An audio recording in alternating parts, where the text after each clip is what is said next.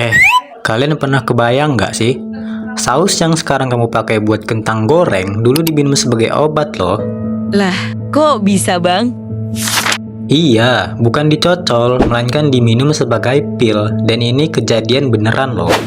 Oke, gimana ceritanya? Mari kita ulik sejarah kecap saus. Oke, kita balik ke awal abad ke-19. Di zaman ini, ilmu medis belum secanggih sekarang.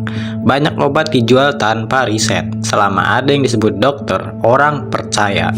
Tomat sendiri masih dianggap aneh. Di Eropa, bahkan sempat dikira beracun. Pada masa itu, masuklah seorang dokter yang bernama John Cook Bennett.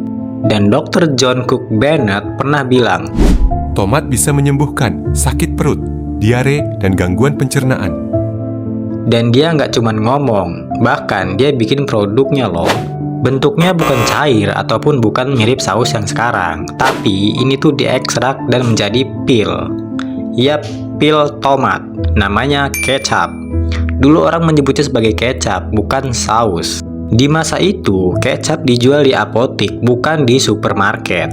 Dikonsumsi sebagai obat, bukan dikonsumsi sebagai bumbu pelengkap makanan. Orang-orang dulu tuh minum kecap dengan harapan semoga perut gue mendingan. Kalau dipikir sekarang ya agak aneh sih.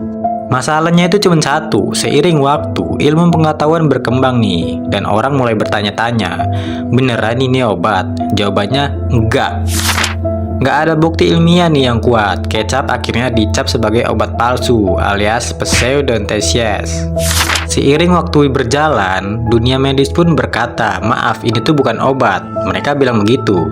Dan kecap pun seiring masa bakalan hilang tuh statusnya sebagai obat.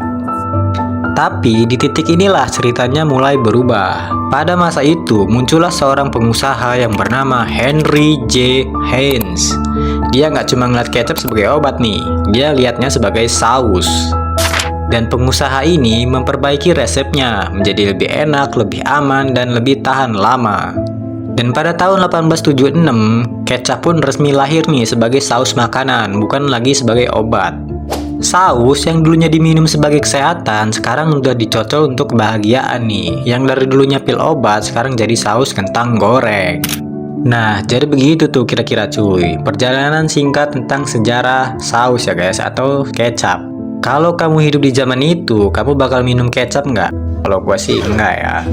Oke lah, kalau kamu baru tahu fakta ini, jangan lupa like dan follow ya guys. Thanks for watching.